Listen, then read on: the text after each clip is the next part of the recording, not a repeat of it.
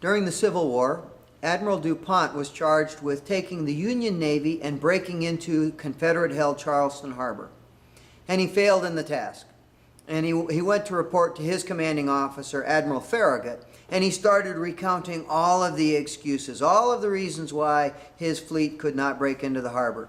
The tides were wrong, the Confederate guns, on and on and on.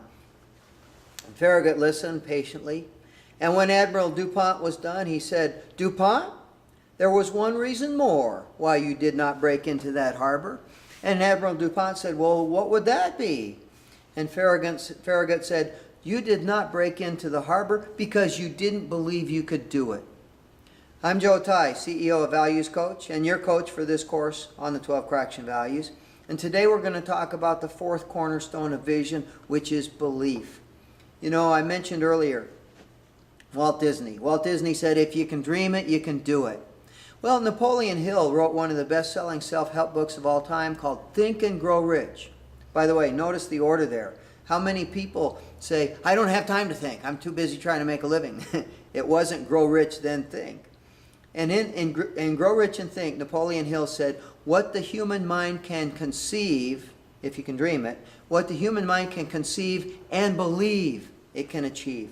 And when you have an incredible inner belief, you become a force of nature. Whole book written on the subject by Wayne Dyer. You'll see it when you believe it. Not I'll believe it when I see it. I'll see it when I believe it. I'd like to read to you a quote. One of the great Americans, Christopher Reeve, the late Christopher Reeve, you know, Superman, the man who's got everything. He's got the American dream. He's rich, he's famous, he's got a beautiful family. And then he is thrown by his horse trying to take a jump in a cross country, and he's paralyzed from the neck down. And he wrote his autobiography, the title of which was Still Me. I may be paralyzed, but I'm still me. And here's what he said about dreams. I'm reading from the workbook that you have on the 12 Core Action Values. "So many of our dreams at first seem impossible. Then they seem improbable. And then, when we summon the will, they soon become inevitable." That's what belief is all about, summoning that will. And here are some things that you have to do if you want to summon that will, to create that belief, not only in yourself, which we talked about with authenticity, but in your dream. And one, something that I've talked about before, you've got to deal with negative self-talk. You've got to not allow yourself to be your own worst enemy. You have to watch out for weak-kneed words like, "I hope." "I hope to." You don't hope to if you believe it. You expect to. "Well, I'm going to try." I'm not going to try. I'm going to do it.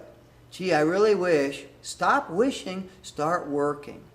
Second thing is you've got to pay attention to the negative people around you. What in some circles they call the dream stealers. Well, "You can't do that. Who do you think you are?" Mary Kay Ash used to give all of her beauty consultants a little lapel pin of a bumblebee. Why a bumblebee? Why not a lion or an eagle or some other motivating creature? Well, because according to aerodynamic engineering theory, a bumblebee should not be able to fly. The wings are too little for that big body. And Mary Kay would say, don't ever tell a bumblebee she can't fly, and don't ever let anybody tell you that you can't achieve your dreams. You've got to stay away from the little dream stealers. Third thing is employ the power of repetition.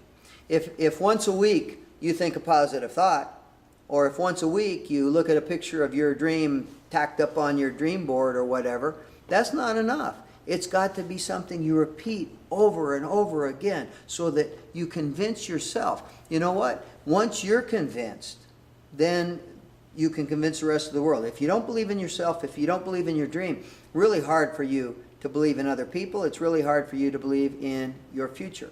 On the other hand, once you've convinced yourself, and you really do that by repeating it, by repetition, then, as Goethe, the famous poet, said, once you're committed to something, heaven and earth will move to get the obstacles out of your way.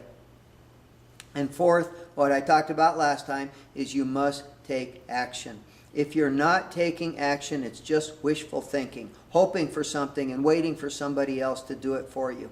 If you're taking action, you transform that wish, that dream, that hope into positive thinking, which is working for something and then, or expecting something and then working to make it happen. Let me wrap up with another great author, Richard Bach, author of Jonathan Livingston Seagull and quite a few other books. And in one of his books he said, when I set out to be a writer, I thought it would take me about 10 years to be financially successful. That's exactly what happened, he said. And now I know that if I had said I'm going to be financially successful in 1 year, and if I had really believed that, that's what would have happened. That's what would have happened. That is the power of belief. Don't cheat yourself by settling for anemic dreams and goals because you don't believe you're capable of more, because you don't believe you deserve more.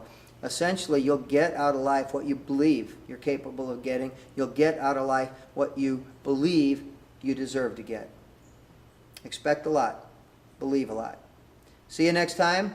Next time we'll move on to the next core action value. As somebody with RB ADD, really bad ADD, focus is one of my biggest challenges. I'm sure it is for you too. We live in a world where we're all focus challenged, so we'll want to pay special attention next week. See you then.